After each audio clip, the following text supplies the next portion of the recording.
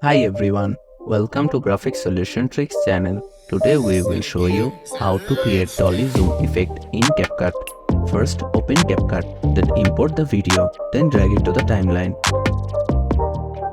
Then zoom out the video and select position keyframe from here.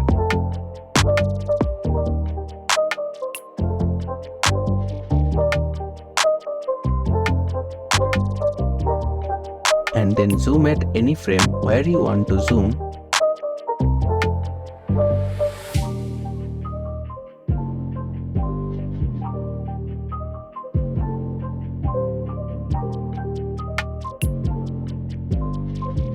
Then drag the point to the end and adjust the scale as the exact first frame and then zoom out.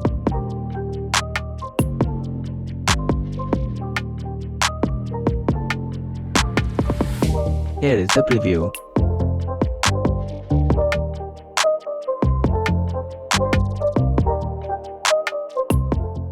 That's it.